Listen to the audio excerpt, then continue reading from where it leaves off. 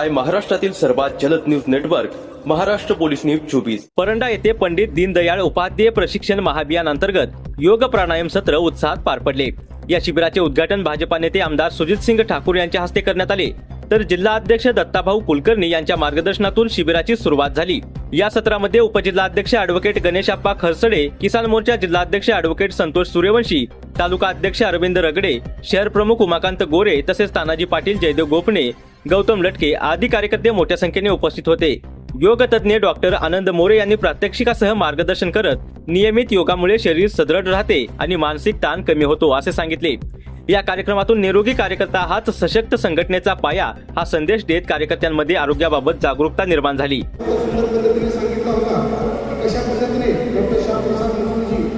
यांनी आपले बलिदान आपल्याला एकसंघ भारत करण्यासाठी दिलं होतं आणि त्यानंतर त्यांचाच वारसा चालवण्यासाठी पंडित दीनदयाळ उपाध्याय यांनी सुद्धा आपला सर्व जीवनाचा त्याग अशा पद्धतीने केला। कारण त्यांचा संघर्षमय जीवन प्रवास बघितल्यानंतर कुठेतरी एक प्रकारची प्रेरणा आपल्याला येते। आणि आज या प्रशिक्षणाचा दुसरा दिवस आहे आणि जवळपास आपल्याकडे 130 ते 150 कार्यकर्ते आजमध्ये उपस्थित आहेत।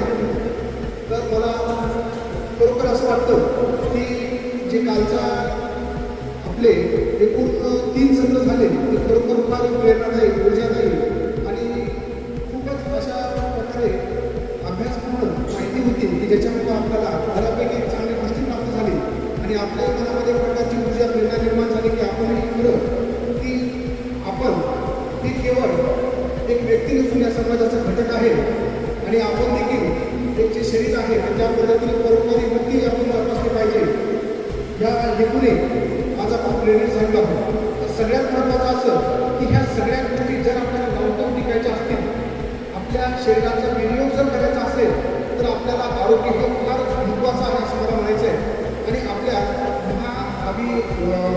जे आपलं शिबिर आहे महाअभियान यामध्ये जर पाहिलं तर जी पुस्तिका आहे त्यामध्ये त्या पुस्तिकेमध्ये 11 नंबर पानावर जर आपण पाहिलं तर त्या 11 नंबर पानावर आपल्याला सांगितलेलं आहे की आपले जे पुरुषार्थ आहेत धर्म, अर्थ, काम आणि मोक्ष हे सर्वांनी जपलं पाहिजे। अशा प्रकारचं आपल्याला मार्गदर्शन आपल्या भारतीय जनता पार्टीच्या अभियान या पुस्तिकेमध्ये आपल्याला दिलेलं आहे आणि यामध्ये त्याच हेतूने आज आपल्याला हा आरोग्यदायी, जीवनदायी संस्कार सोहळ्यामध्ये हा आपला योग क्लास आपण सगळं चालू करतो आहे। सगळ्यात महत्त्वाचं म्हणजे की त्याच पुस्तिकेच्या 11 नंबर पानावरील जे धर्म, अर्थ, काम, मोक्ष, आरोग्य, कुटुंब हे क्लास आम्हाला प्रयत्न केलेला आहे आणि ह्या 4मध्ये ह्या पुरुषार्थांमध्ये सर्व काही दडलेलं आहे। कारण लक्षात घ्या की प्रत्येक व्यक्ती जेव्हा जन्माला येतो, प्रत्येक मनुष्य, प्राणी असेल किंवा प्राणीसृष्टी असेल, हे 4 गोष्टी त्याच्या आयुष्याच्या महत्त्वाच्या असतात। तेच मूळ पुरुषार्थ आहे, तेच आपल्या जीवनाचे उद्देश आहेत। तर ते उद्देश कुठले? धर्मपालन म्हणजे कर्तव्य करणे की धर्म, कर्तव्य कसं परोपकार विधान कर्तव्य असं सांगितलेलं आहे। तर हे सगळं जर करायचं असेल तर आपलं शरीर स्वास्थ्य चांगलं लागतं। अर्थ म्हणजे पैसा कमवणे, आपल्या जीवन चरितार्थ चालवण्यासाठी जो काही पैसा कमवायचा असेल तर आपल्याला शरीर होणे सगळ्यात उत्तम लागतं। तर त्यासाठी अर्थ प्राप्तीसाठी आपलं आरोग्य चांगलं लागतं। का म्हणजे आपल्या शरीरापासून वेगवेगळ्या प्रकारचे गुण जर आपल्याला घ्यायचे असतील तर आपलं शरीर सुद्धा चांगलं लागतं। तर विना आपलं शरीर, मन चांगलं असताना आपण आपल्या शरीराचा किंवा आपल्या आयुष्याचा आनंद घेऊ शकत नाही। धर्म, अर्थ, काम आणि सगळ्या शेवटी मोक्ष म्हणजे आपल्या संस्कृतीने सांगितलेलं आहे की पहिले 25 वर्ष हे ब्रह्मचर्य आश्रम, त्या पुढचे तरुण आश्रम, त्यानंतर पुढचं आहे ते वानप्रस्थ आश्रम आणि त्यानंतर संन्यास आश्रम। पण ह्या संन्यास आश्रमामध्ये गेल्यानंतर जेव्हा आपण मोक्ष प्राप्तीची तीव्र इच्छा होते, ज्ञान प्राप्ती करता आपण जीवन मरणाच्या चक्रातून मुक्त होण्याचा प्रयत्न करतो, त्यासाठी सुद्धा आपल्याला आरोग्य हे लागतं। म्हणून आपली संस्कृती म्हणते की माणसाने सर्व गोष्टींचा त्याग करून शरीराचे रक्षण करावे, कारण शरीराचा नाश झाला असतो तर सगळ्या गोष्टींचा नाश होतो। म्हणून आजकाल आपण पाहतो की वेगवेगळ्या प्रकारचे आजार वगैरे बाकीचे, कारण आपण एवढं प्रशिक्षण घेऊन एवढे तज्ञ असे म्हणता परोपकारी अशा प्रकारचा एक प्रत्येक कार्यकर्ता आपला बनलेला असतो। पण त्या कार्यकर्त्याला जर जीवनमान सुंदर आणि शेवटपर्यंत चांगल्या प्रकारचं त्याचं आरोग्य राहिलं तर त्याचा उपयोग त्याच्या कुटुंबासाठी, त्या समाजासाठी आणि पर्यावरणात देश निर्माणासाठी, राष्ट्र निर्माणासाठी उपयोग होऊ शकतो आणि जास्तीत जास्त आपलं आयुष्य वाढवणं म्हणजे त्या समाजाचं, त्या देशाला उन्नत होण्यासाठीचा प्रयत्न आहे। म्हणूनच आरोग्यपूर्ण देशाचे जीवन आहे या उद्देशाने भेटून अशा प्रकारचा आज आपण हा प्रकारचा एक योग शिबिर घेतो.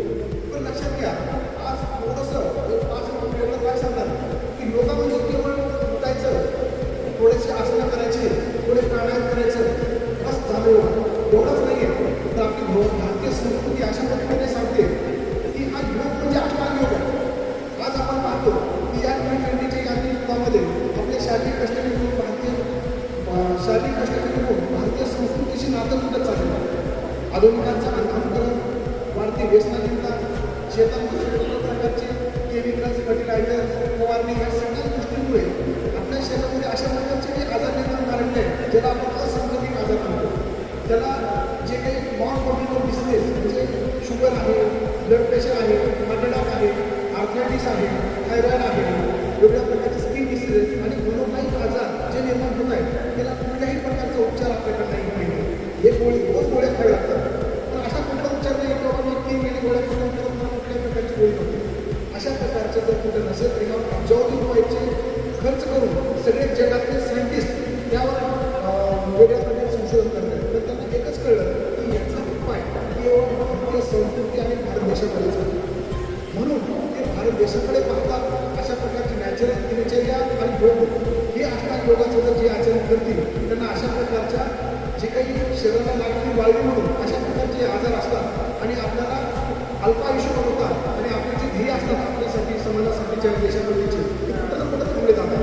त्याच्यामुळे दीर्घसुखी संपूर्ण आयुष्यासाठी आपल्याला आज अष्टांग योग थोडक्यात समजणं गरजेचं आहे. तर आयुष्यामध्ये पहिली पाहिजे अष्टांग योगाची 8 नियम, आसन, प्राणायाम, प्रत्याहार, धारणा, ध्यान, समाधी हे अष्टांग योग आपल्या भारतीय संस्कृतीमध्ये सांगितले आहे. तर ह्यामध्ये पहिल्यांदा नियम ही पहिली पायरी आहे की त्यामध्ये भारतीय संस्कृती एवढी महान आहे की ते समाजामध्ये कशी वागायची, काय जबाबदारी आपली ते शिकवण्याचा प्रयत्न करते. त्याच्यामध्ये तंत्र, अहिंसा, सत्य, अस्तेय, ब्रह्मचर्य, कलिका त्या गोष्टी सांगितल्या. म्हणजे सत्याने वागा, अस्तेय म्हणजे चोरी करू नका, सत्य, अस्तेय, परिग्रह, ब्रह्मचर्याचं पालन करा. म्हणजे काम, क्रोध, लोभ, मद, मत्सर यावर तुम्ही शरीरावर कंट्रोल ठेवा. आणि हे शरीर जेव्हा वाढतात तेव्हा सगळंच व्यक्ती वाढतो आणि आपल्या निघाल्यासून वेगवेगळ्या प्रकारचे आजार निर्माण होतात. आणि त्यानंतर दुसरी पायरी आहे नियमाची. तर त्यामध्ये शोक, संतोष, तप, स्वाध्याय, ईश्वर परिणाम म्हणजे शुद्धता मनाची, शारीरिक, मानसिक या सगळ्या गोष्टीची पाहिजे. संतोष म्हणजे केवढी आनंद तैसेच राहावे या पद्धतीने. शोक, संतोष, तप करा. समाजाला उन्नत बनवण्यासाठी, स्वतःला उन्नत बनवण्यासाठी स्वाध्याय करा. ईश्वर परिणाम म्हणजे ईश्वराचं अस्तित्व मानून कुठेतरी आपल्याला अहंकार सोडण्यासाठी नतमस्तक व्हा. ह्यामध्ये लक्षात घ्या की पहिल्या ह्याच्यामध्ये समाजाशी कसं वागावं म्हणजे service before self, country first ही भावना आहे. आणि त्यानंतर स्वतःसाठी काय करायचे नियमामध्ये आहे. ह्यामुळे आपला व्यक्तिमत्व विकास करतो. त्यानंतर आपण जातो आसनांकडे, तिसरी पाहिजे. तर हे जे आसन आहे तर त्या आसनांचा परिणाम आपल्या शरीरावर होऊन आपलं शरीर हे वज्रप्रमाणे अगदी तंतुरूपाने स्ट्रॉंग बनतं. तर त्यामुळं हे शरीर जेव्हा स्ट्रॉंग बनतं तेव्हा वेगवेगळ्या प्रकारचे शरीराला होणारे आजारापासून आपण मुक्त होतो. आणि आपण जे कार्यकर्ता असतो ते वेगळ्या प्रकारचे आपल्याला समाजासाठी लढताना, स्वतःसाठी लढताना, देशासाठी लढताना वेगळ्या प्रकारचे तुम्हाला आपले आंदोलन असतील, उपोषण असतील, वेगळ्या प्रकारचे आपण जेव्हा तुम्ही इकडे फिरत असता तेव्हा हे शरीराने आपल्याला साथ दिलं पाहिजे. म्हणून हा शरीर आपल्याला स्ट्रॉंग राहायला पाहिजे. कुठल्या प्रकारचे आजार होऊ नयेत आपल्याला या पद्धतीने आपण बनलं पाहिजे. म्हणून आसनामध्ये नंतर प्राणायामामध्ये लक्षात घ्या. आता आपलं शरीर हे फक्त नुसतं शरीर नसतं. शरीर, मन आणि आत्मा या तीनमध्ये आपलं मूळ स्तंभ आपल्या शरीराचे. म्हणून आपल्या 11वर प्रशिक्षण शिबिरामध्ये त्यामध्ये देखील सांगितलेलं आहे की शरीर, मन, आत्मा आणि बुद्धी अशा 4 गोष्टी त्यात घेतलेल्या आहेत. तर ते स्ट्रॉंग होण्यासाठी आपण हे प्रशिक्षण शिबिर आपण आयोजन केलं असतं. तर आता हे मनाकडे आता शरीरापर्यंत आलो आपण. मनापर्यंत जाण्यासाठी प्राणायाम असतो. ज्यावर श्वासावर आपण लक्ष केंद्रित करून नियंत्रित श्वास घेतो, सोडतो, पूरक, कुंभक, विरेचन यामध्ये मन स्थिर होतं. आणि कुठेतरी सुखापासून स्वर्ग दाखवण्यासाठी आपल्याला त्या मनाने आपण बुद्धीला आपण त्या श्वासावर लक्ष केंद्रित करून मनाची चंचलता जी असते तर तिला आपण शांत करू शकतो. म्हणून पुढची आवडता प्राणायाम आणि त्यानंतर प्रत्याहार. प्रत्याहारामध्ये काय होतं की जसं कासव त्याची 5 गोष्टी आत ओढून घेतं तशा पद्धतीने आपले पंचज्ञानेंद्रिय जे काय डोळे, कान, नाक, त्वचा, जिव्हा या पंचज्ञानेंद्रियांच्या विषय वासनेमध्ये आपण जर राहतात आपण त्या विषय वासनेतून सोडवण्याचा स्वतःला प्रयत्न करतो. तर त्या धारणा, म्हणजे धारणामध्ये मन हे बाह्य स्थितीतून जाऊन आपण आत्मचिंतन करायला लागतो. त्या आत्मचिंतनामध्ये आपण स्वतःला समजून घेतो की मी त्याच ईश्वरी शक्तीचा अंश आहे. त्यानंतर प्राणीसृष्टी वनस्पती सुद्धा त्याच ईश्वरी शक्तीचा अंश आहे, म्हणजे गॉड्स पार्टिकल ह्या पद्धतीचा विचार होतो. म्हणजे तो विचार काय करतो की जसं की त्या ईश्वरी शक्तीचा अंश आहे सगळेच आहेत म्हणल्यानंतर संपूर्णकडे सगळ्यांकडे बघताना आपली एक समदृष्टी प्राप्त होते की तो माझा बंधू आहे, तोच माझा एक प्रकारचा भाग आहे. म्हणजे आपण त्या केवळ ईश्वराचीच कनेक्ट होत नाही तर या संपूर्ण सृष्टीशी आपण कनेक्ट होतो. आणि अशा प्रकारची विचारधारा आत्मचिंतन आत्मशोध घेऊन जेव्हा त्याला कळतं की वसुदैव कुटुंबकम अशा प्रकारे त्यामध्ये भावना निर्माण होते. आणि हे सगळेच बंधू जर आहेत तर मग आपण कशा पद्धतीने वागलं पाहिजे समाजाशी, तर तो कर्मयोगी बनतो. कर्मयोगी बनतो म्हणजे त्यातून स्वार्थ त्याचा निघून जातो आणि तो केवळ कर्म करतो. अशा प्रकारचं व्यक्तिमत्व बनतं. धारणा ध्यान आणि तो पूर्णपणे रमून गेलेला असतो आपल्या ध्येयावर, त्याचं जे काही ध्येय असतं आणि समाजामध्ये ते ध्येय प्राप्त करतो. म्हणजे तो व्यक्ती आत्मचिंतन आत्मशोध आत्मबोध यातून आत्मकल्याण करतो आणि तोच व्यक्ती विश्वकल्याण करतो.